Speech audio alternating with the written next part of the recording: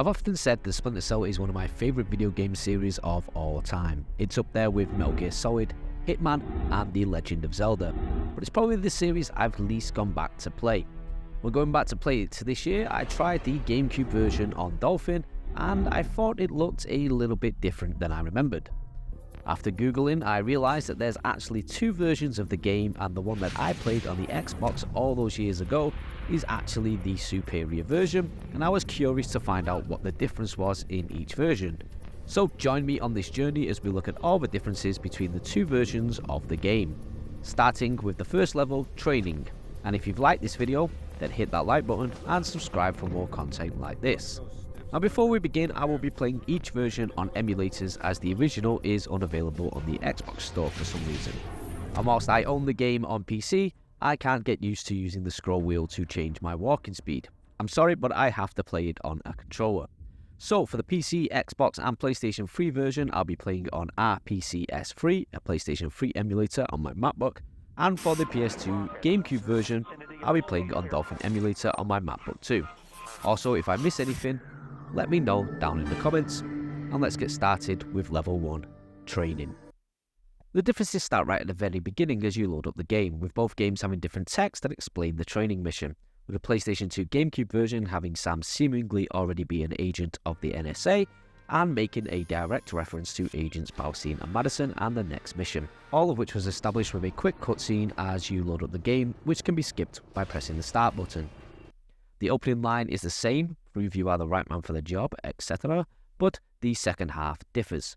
Also, the date is different, with the PlayStation 2 GameCube version taking place on October 7th, 2004, and the PC, Xbox, PlayStation 3 version taking place on August 7th, 2004. This was likely done to decrease the gap between training and missions in the game's lore, but both missions also take place at different times. PlayStation 2 GameCube version also puts you straight into the training mission, whereas the PC, Xbox and PlayStation 3 version have this nice little in-game rendered cutscene which shows Lambert walking into a meeting room and having a nice catch-up with Fisher before they go into the mission. This establishes a lot of backstory between the two and helps set the tone of the relationship early on. This was likely cut due to restraints of the PlayStation 2 and GameCube, which will become a running theme of this series.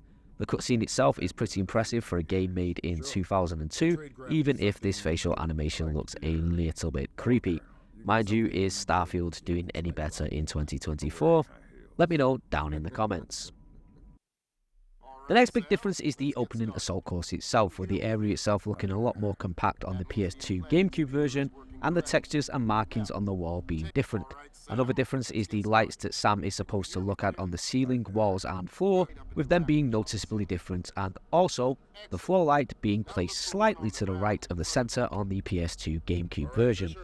Also, in the Xbox, PC, PS3 version of the game, there are two rooms at the back of the starting point that Fisher can enter by jumping off the wall. The first one being at the right of the starting area, and it contains a lockpick. And another door to the left of the starting area which has a keypad. To get the code, you have to lockpick the door at the end of the assault course and use the computer, or you can just use Google and put in 5656.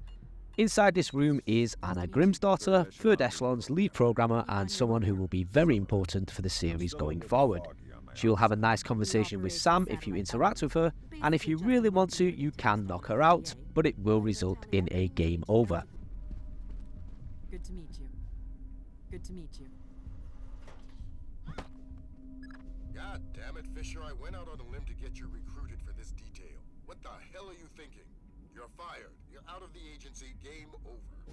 After you've climbed the wall, you'll see another big difference between the two versions, with the PC, Xbox, PlayStation 3 version being much more open space, and the PS2 GameCube version being a lot more gated, compact, almost like the developers are holding your hand on where to go, despite the yellow arrows in both versions, or maybe it's just due to lack of space in the memory. The ladder you climb is now against a wooden fence on the PS2 GameCube version, meaning you can't climb up the wrong side of the ladder. Something I thought was a nice touch in the PC, Xbox, PS3 version, as a lot of games, even these days, won't allow you to climb a ladder the wrong way. The assault course itself is near enough the same, except the split jump area is more level on the PS2 GameCube version, and the PC, Xbox and PS3 version has a slight dip in the terrain. You can also see distinct footprints on the PC, Xbox and PS3 version showing you where to go. Also, the part of the course where you hug the wall is shorter in the PS2 GameCube version, whereas in the other version you have to perform the task 2 times.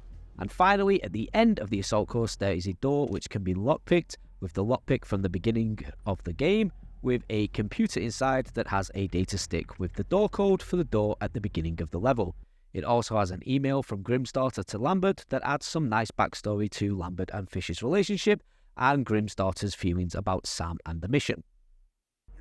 In the Covert Ops training section, the room Lambert is watching from has a camera, a map and some office furniture in the PC, Xbox and PlayStation 3 version, whereas in the PlayStation 2 GameCube version, the room is completely empty. The same goes for the rooms that Sam moves through. There's less shelves and objects in all the rooms that you go through. The textures on the walls are more wooden in the Xbox, PC and PlayStation 3 version, whereas the PlayStation 2 and GameCube version looks more like bland concrete and metal. The room with the first camera has 4 lights to shoot out in the Xbox, PC and PlayStation 3 version, and the PlayStation 2 and GameCube version only has 2 lights for you to shoot out in that section.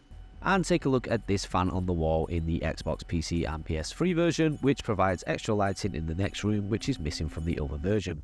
And although the layout is exactly the same, the final sneaking objective room has what appears to be steam coming from the ceiling in the PlayStation 2 and GameCube edition, which was very annoying and for some reason slowed down my emulator, making it difficult to complete the first time. The microphones are also missing in the PlayStation 2 and GameCube version, with the other version looking much better. Finally, after completing the mission on the PlayStation 2 GameCube version, we're treated to a nice pre-rendered FMV where Sam has already met Junior Wilkes, which reuses some of the dialogue from the Xbox, PC, PlayStation 3 version and adds some new dialogue to it as well. Whereas in the PC, Xbox, PlayStation 3 version, we're treated to an in-game cutscene where Sam is introduced to Wilkes Jr., which adds some more backstory to Sam and Lambert's past.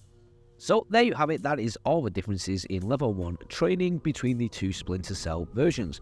I was actually quite surprised by the amount of differences that there were in such a short level.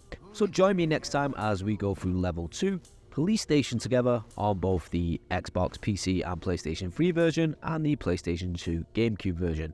If you've liked this video, then please hit that like button, please consider subscribing to the channel for more content like this, and as always, don't do anything I wouldn't do.